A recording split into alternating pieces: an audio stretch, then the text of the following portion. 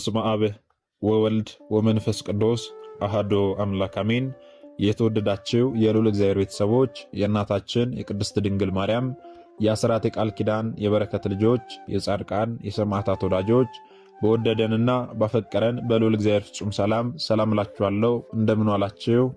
እንደምን ለይሳ ደረሳችሁ? አሜን። እንደ ኃጢአታችንና እንደ በደላችን ብዛት ሳይሆን እንደ ምሕረትና እንደ ቸርነቱ ተመልክቶ እስከ ይሳት ያደረሰን የአባቶቻችን አምላክ ልዑል እግዚአብሔር ስሙ የተመሰገነ ይሁንልን። እርሱን ጠርተን እርሷን የማንተዋት ንጽሕተ ንጹሐን ቅድስተ ቅዱሳን ቅድስት እናታችን ድንግል ማርያም ዘላለማዊ ስሟ የተመሰገነ ይሁንልን። እንግዲህ እንደ እግዚአብሔር አምላካችን መልካምና በጎ ፍቃድ ዛሬ የምንማማረው ታኅሳስ 24 ቀን የጻድቁ አባታችን የአቡነ ተክለ ሃይማኖትን ዓመታዊ ክብረ በዓል በታላቅ ድምቀት እናከብራለን። ይህንን ክብረ በዓል ስለምንድን ነው የምናከብረው? በዚህ ዕለት ምን የተደረገበት ዕለት ስለሆነ ነው የሚለውን እንደ እግዚአብሔር አምላካችን መልካምና በጎ ፍቃድ ዛሬ አጠር አድርገን እንማማራለን። እንግዲህ የሚያስተምረን እግዚአብሔር ነው፣ የሚመክረን እግዚአብሔር ነው፣ የሚገስጸን እግዚአብሔር ነው። እርሱ በመካከላችን ተገኝቶ የጎደለውን አሟልቶ የተጣመመውን አቃንቶ በአፈ መላእክት አርሞ ያስተምረን፣ ይመክረን፣ ይገስጸን ዘንድ የእርሱ መልካምና በጎ ፍቃዱ ይሁንልን። የእናታችን የንጽሕተ ንጹሐን የቅድስተ ቅዱሳን የቅድስት እናታችን የድንግል ማርያም ምልጃ ተራዳይነቷ በረከቷ ሁሉ በሁላችን ላይ ይደርብን።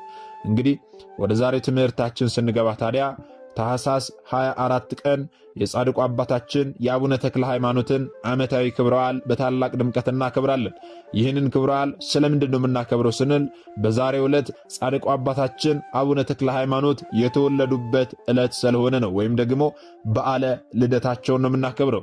ታዲያ በዓለ ልደታቸው ስለሆነ ነው ብለን ብቻ ማለፍ ሳይሆን ጻድቁ አባታችን አቡነ ተክለ ሃይማኖት ማን ናቸው፣ በዓለ ልደታቸውስ እንደምንድን ነው የሚለው ልናውቅ ያስፈልጋልና ይህንን ታሪኩን ከብዙ በጥቂቱ አጠር አድርገን እንመለከታለን።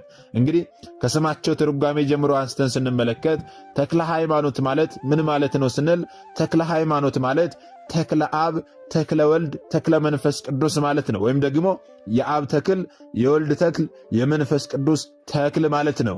እንግዲህ የዚህ ቅዱስ አባት የእናቱ ስም ማን ይባላል፣ የአባቱ ስምስ ማን ይባላል የሚለውን ስንመለከት የአባቱ ስም ጸጋ ዘአብ ይባላል። የእናቱ ስም ደግሞ እግዚሃርያ ትባላለች። እናታችን ቅድስት እግዚሃርያም መካን ስለነበረች ልጅ ይሰጣቸው ዘንድ ወደ እግዚአብሔር ዘወትር እያዘኑ ይጸልዩ፣ ያዝኑ፣ ይተክዙ ነበረ። ምንም እንኳን ደጋግ ክርስቲያኖች ቢሆኑ ፈሪሃ እግዚአብሔር በውስጣቸው ያደረ እንደ ሕግጋቱ የሚኖሩ ቢሆንም እንኳን ልጅ ስላልነበራቸው ወደ እግዚአብሔር ዘወትር ያለቅሱ፣ ዘወትር ያዝኑ፣ ዘወትር ይጸልዩ ነበረ። ጸጋ ዘአብና እናታችን እግዚሃርያ ማለት ነው። ታዲያ በእንዲህ ሁኔታ ሳሉ እያዘኑ እየተከዙ ወደ እግዚአብሔር በጸሎት ላይ ሳሉ የዳሞት ገዥ የሆነው ሞተለሚን ሰይጣን አነሳሳውና የሸዋን አውራጆች እስከ ጅማ ድረስ በገዛ ጊዜ የሀገር መኳንንቶች ሁሉ በየተራቸው ሚስቶቻቸውን እንዲሰጡት አድርጎ ነበረ። የሀገሩ መኳንንቶች ሁሉ በየተራቸው ሚስቶቻቸውን ይሰጡታል። ሚስቶቻቸውን ከተረከበ ከወሰደ በኋላ ደምግባት ያላቸውን ሴቶች ያገኘ እንደሆነ ቁባቶቹ ያደርጋቸው ነበረ። በዚያም ወራት ታዲያ ወደ ጽላልሽ ደርሶ ብዙ ክርስቲያኖችን ገደለ። ጸጋ ዘአብና እናታችን እግዚሃርያ በጽላልሽ ነበሩና እግዚአብሔር አምላክን በመማጸን ላይ ሳሉ ግድያ እየተካሄደ እንደሆነ ሰሙ። ያ የዳሞት ገዢ ሞተለሚን ወደ ጽላልሽ ደርሶ ብዙ ክርስቲያኖችን ገደለ። ብዙዎችን ደግሞ እየማረከ ሲሄድ ሳለ ጸጋ ዘአብ ይህንን ሲሰማ ከግድያ ፍርሃት የተነሳ ሸሸ። አንድ ወታደር ተከተለው። ያ ወታደር ተከትሎ ጦር ቢወረውርበት ጦሩ ጸጋ ዘአብ ጋር ሳይደርስ በዛው መንገድ ላይ ቀረ። እንደዚያውም ሆኖ ያ ወታደር ቢከተለው ጸጋ ዘአብ ከግድያ ፍርሃት የተነሳ እየሮጠ ሄዶ በባህር ውስጥ ተወርውሮ ገባ። በባህር ውስጥ ተወርውሮ ሲገባ በእግዚአብሔር ፈቃድ በባህር ውስጥ ተሸሸገ። ባህሯ ሸሸገችው። ያ ወታደር ተከትሎት ሄዶ ወይ አልማረከውም ወይ አልገደለውም። ምንም ማድረግ ሳይችል በባህር ውስጥ ገብቶ ስለተሸሸገበት ምንም ማድረግ ሳይችል ተመልሷል ማለት ነው። ጸጋ ዘአብ ግን በባህር ውስጥ ገብቶ ተሸሸገ፣ አመለጠ፣ ከግድያውም ተረፈ ማለት ነው። ሚስቱ እግዚሃርያ ግን ወታደሮቹ ማረኳት። ወታደሮቹ ከማረኳት በኋላ ሲመለከቷት ከማረኳቸው ሴቶች መካከል ደምግባት ያላት መልከ መልካም የሆነች ውብ መሆኗን ተመለከቱ። ይህችማ ለንጉሥ ትገባለች ብለው ወደ ዳሞቱ ገዢ ወደ ሞተለሚ አደረሷት። የዳሞቱ ገዢ ሞተለሚን ባያት በተመለከታት ጊዜ ውበቷንና ላይዋን አደነቀ። በልቡም እጅግ ደስ ብሎት ብዙ ሽልማትን ጌጥን ሰጥቷት በሽልማትና በጌጥ ሁሉ አስጌጣት። ፈቃደኝነቷን ሳይጠይቃት የጋብቻ ሥርዓትን ማዘጋጀት ጀመረ። ለሰርጉም እንዲሰበሰቡ ወደ መኳንንቶች ሁሉ መልእክትን ላከ። እግዚአብሔርን ፈቃደኝነቷን ሳይጠይቃት ማለት ነው።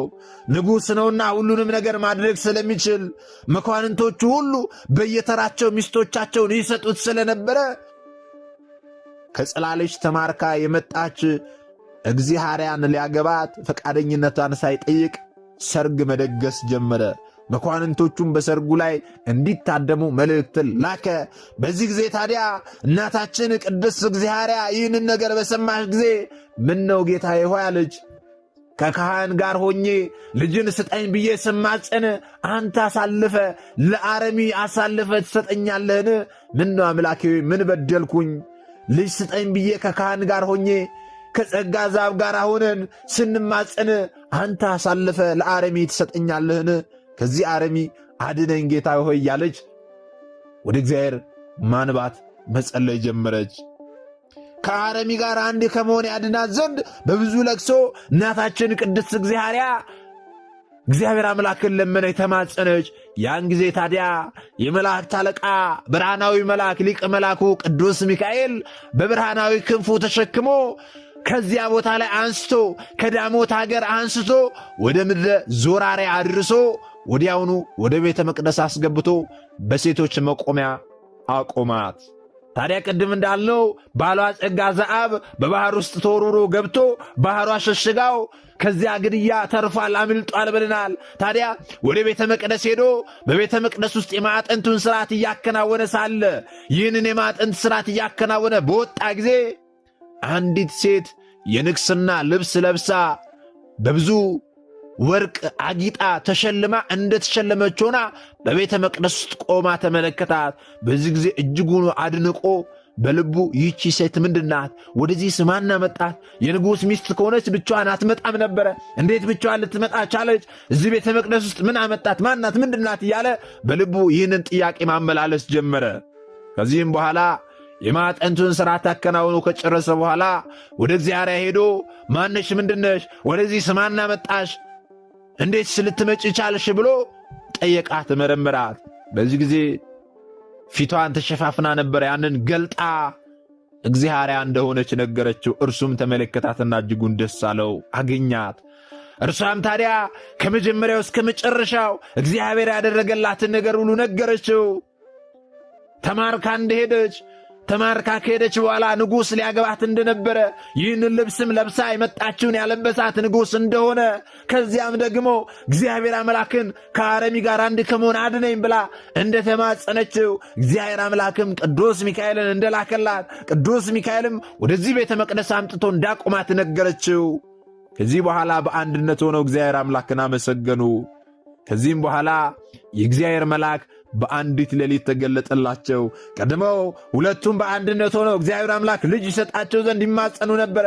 የተባረከ ልጅ ስጠን ብለው ይማጸኑ ነበርና በአንዲት ሌሊት የእግዚአብሔር መልአክ ተገልጦላቸው የምስራች አበሰራቸው። ይህ የምስራች ምንድነው ካልን የዜናው መሰማት ለዓለም ሁሉ የሚደርስ የተባረከ ልጅ ተወልዳላችሁ ብሎ ታላቅ የምስራችን አበሰራቸው። በእውነት ክብር ለአምላካችን ይሁን።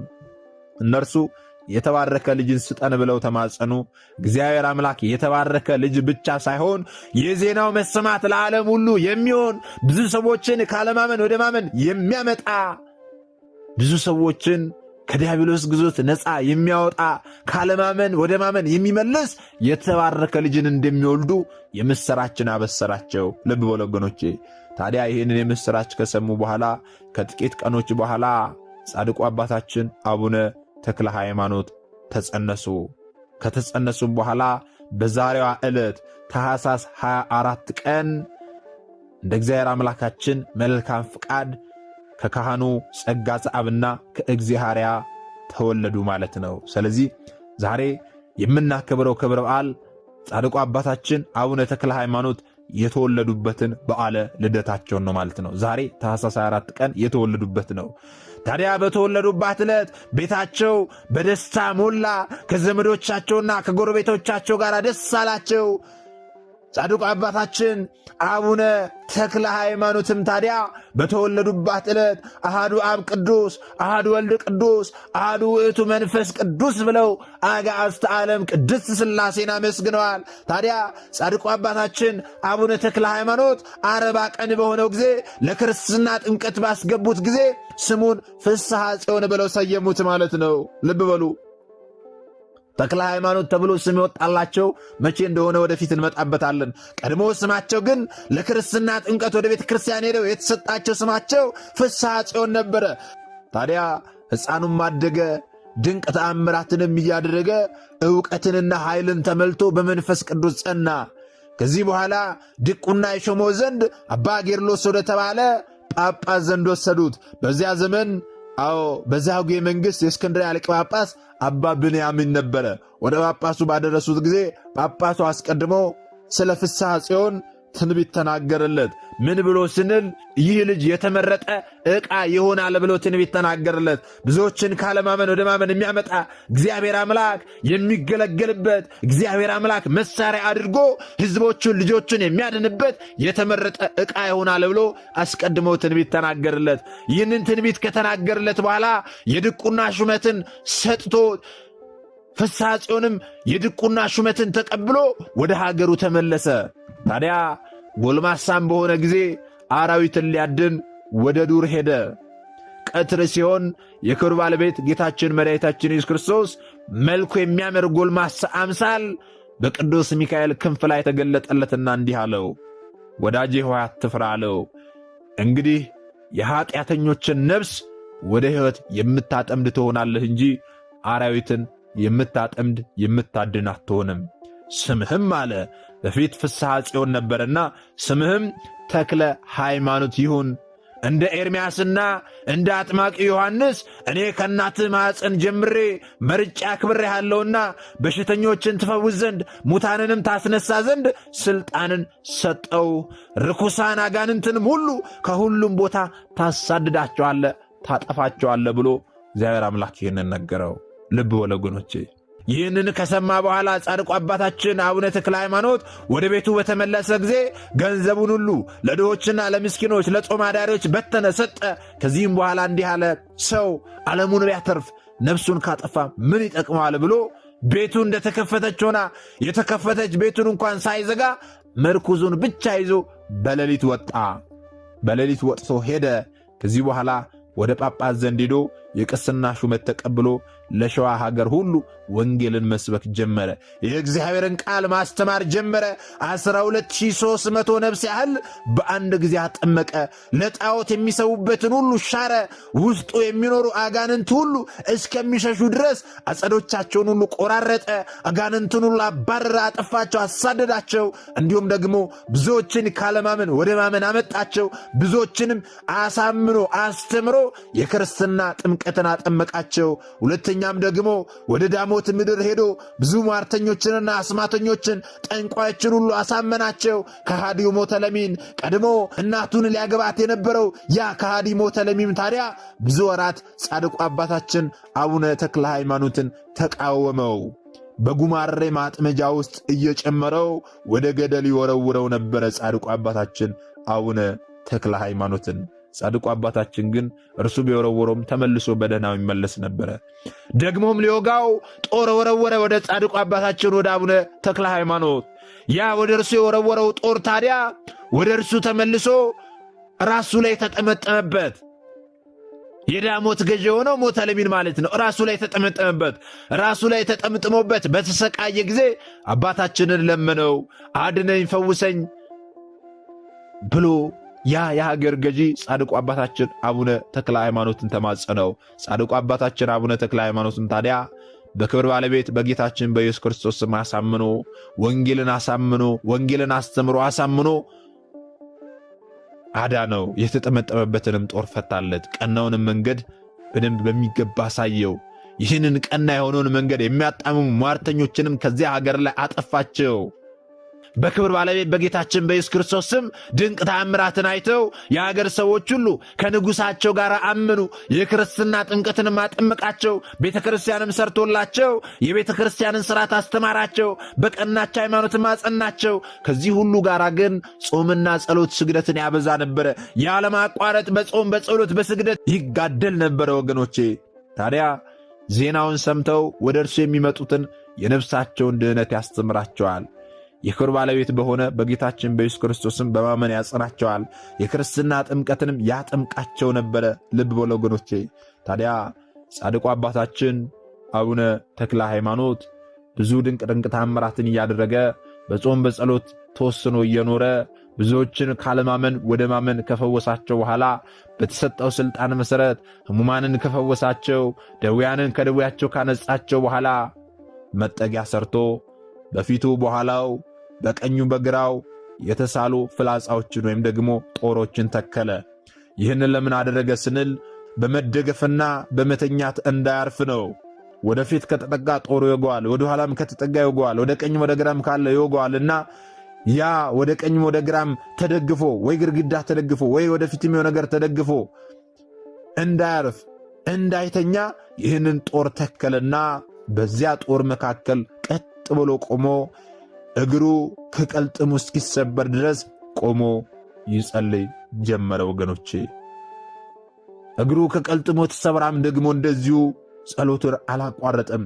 በአንድ እግሩም ለብዙ ዘመናት ቆሞ ጸልዮአል ጻድቁ አባታችን አቡነ ተክለ ሃይማኖት።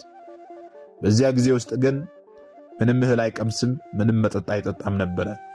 ካለምንም መጠጥ ካለምንም ምግብ ቀጥ ብሎ ቆሞ እግዚአብሔር አምላክን ያመሰግን ነበረ።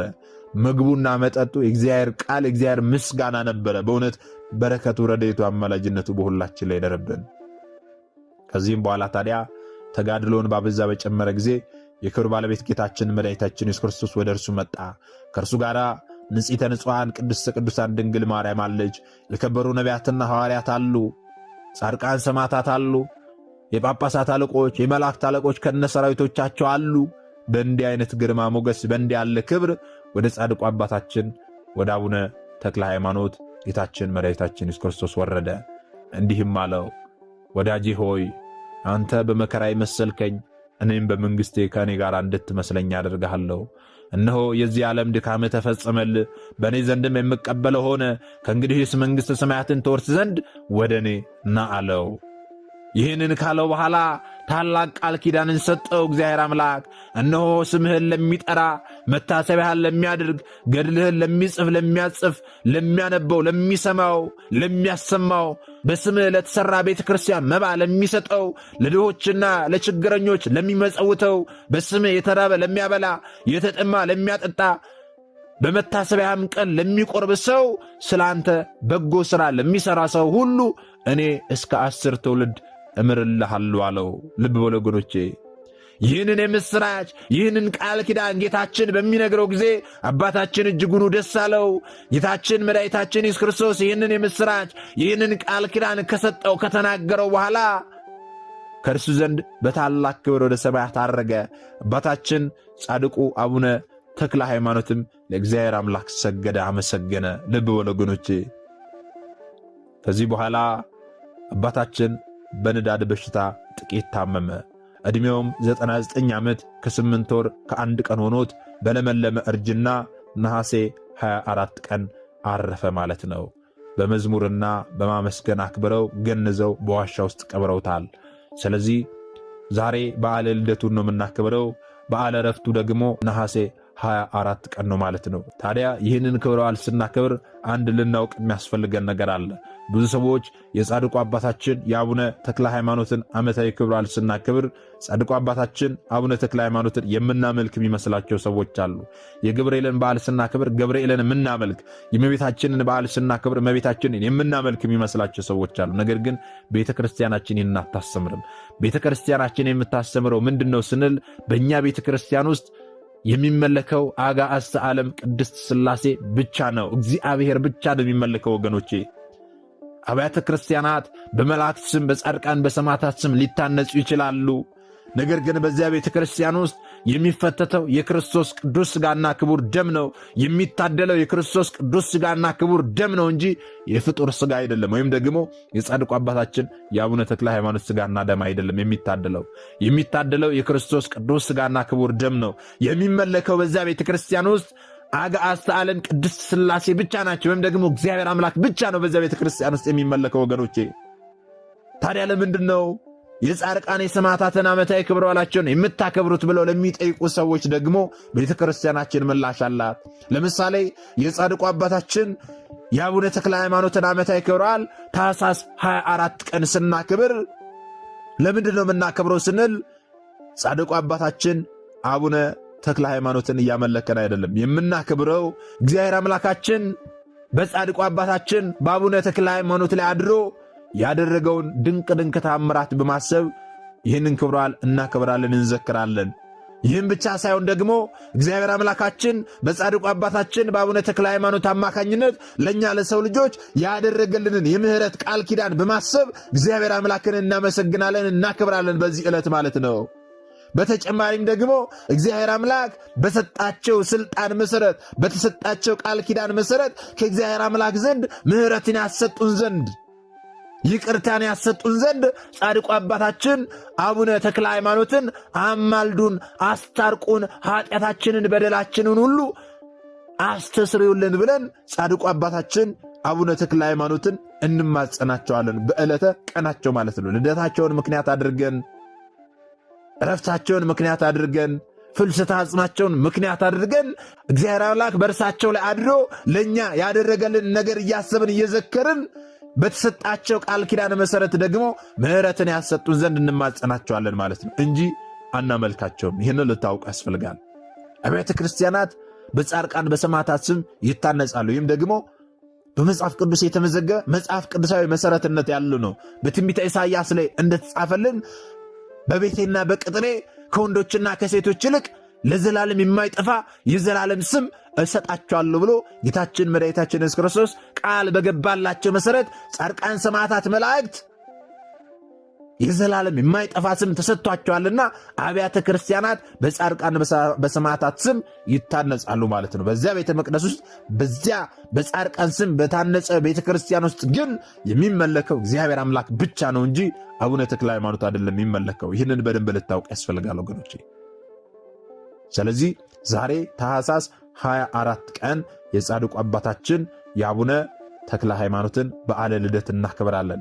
በዓለ ልደታቸውን ስናከብር ደግሞ እግዚአብሔር አምላክ ስምህን የጠራውን መታሰቢያን ያደረገውን ዝክርህን የዘከረውን ገድልህን የሰማውን ያሰማውን የጻፈውን ያጻፈውን እኔ እስከ 10 ትውልድ ድረስ እምርልሃለሁ የሚል ቃል ኪዳን ገብቶላቸዋልና በገባላቸው ቃል ኪዳን መሰረት እግዚአብሔር አምላክ ምህረትን ያደርግልን ዘንድ ጻድቁ አባታችንም ከእግዚአብሔር አምላክ ዘንድ ምህረትን ይጠይቁልን ዘንድ እንማጸናቸዋለን። እግዚአብሔር አምላክም ደግሞ ምህረትን ይሰጠን ዘንድ እንማጸናለን ማለት ነው።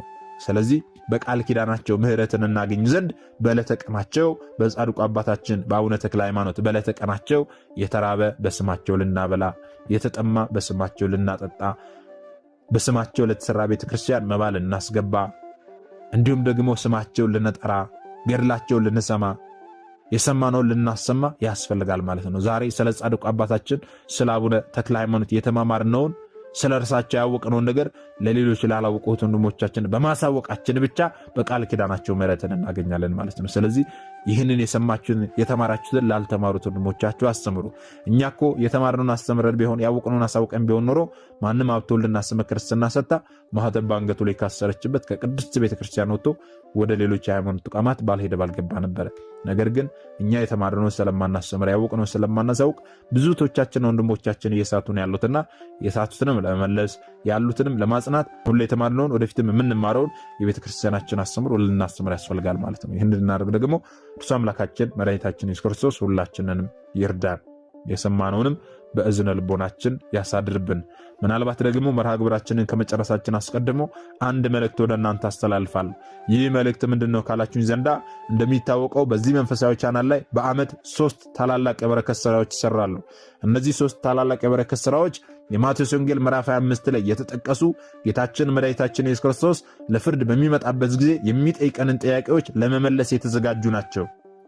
በዚህም መሰረት ታዲያ ከፊታችን የሚመጣውን የጌታችንን የልደት በዓል ምክንያት ማድረግ የታመሙ እህት ወንድሞቻችንን መታመም ብቻ ሳይሆን ደግሞ መድኃኒት መግዣ እንኳን አጥተው እየተሰቃዩ ያሉ እህት ወንድሞቻችንን ልንጠይቅ ልንጎበኝ ያስፈልጋልና እዚህ በረከት ስራ ላይ ሁላችሁም አነሰ በዛ ሳትሉ ልትሳተፉ ያስፈልጋል ማለት ነው። እኛ ክብረ በዓሉን ሁሉ ሞልቶልን ተትረፍርፎልን በቤታችን ስናክብር ብዙዎች ደግሞ መድኃኒት መግዣ እንኳን አጥተው በህመም የሚሰቃዩ በየሆስፒታሉ የተኙ ብዙ ወገኖቻችን አሉና እነርሱንም ማሰብ ተገቢ ነውና ይህንን በማድረጋችን ደግሞ ታመም ያልጠይቃችሁኝ የሚለውን ጥያቄ እንመልሳለንና ሁላችሁም አነሰ በዛ ሳትሉ ያቅማችሁን አድርጋችሁ እዚህ በረከት ስራ ላይ መሳተፍ ትችላላችሁ ማለት ነው።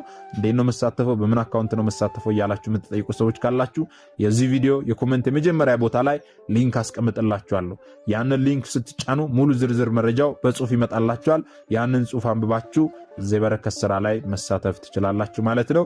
እግዚአብሔር አምላካችን ሁላችንንም የበረከቱ ተካፋዮች ያድርገን፣ የሰማኑንም በዝነ ልቦናችን ያሳድርብን። ምናልባት ደግሞ ዛሬ ገና ወደዚህ መንፈሳዊ ቻናል የመጣችሁ ሰዎች ካላችሁ ከዚህ በፊት የተማማርነውም ከዚህ በኋላ የምንማማረውም መንፈሳዊ አስተምሮች ወደ እናንተ እንዲደርሱ ከፈለጋችሁ ሰብስክራይብ አድርጋችሁ የደወል ምልክቱን መጫን ይኖርባችኋል። ምክንያቱም ይህ ቴክኖሎጂ ያመጣው ስርዓት ነው፣ ያልኩት አይደለም። ይህንን ካደረጋችሁ ዕለት ዕለት ከዚህ የሚለቀቁ አስተምሮች ወደ እናንተ ይደርሳሉ። ይህንን ካላደረጋችሁ ደግሞ ዛሬ እንዳጋጣሚ ይህንን አስተምሮ ሰምታችሁ ሊሆን ይችላል፣ በቀጣይ ከዚህ የሚለቀቁ አስተምሮች ወደ እናንተ አይደርሱም ማለት ነው። ስለዚህ ወደ እናንተ እንዲደርሱ ከፈለጋችሁ ሰብስክራይብ አድርጋችሁ የደወል ምልክቱን መጫን ይኖርባችኋል ማለት ነው። ወስብሐት ለእግዚአብሔር ወለወላዲቱ ድንግል ወለመስቀሉ ክቡር። ይቆየን።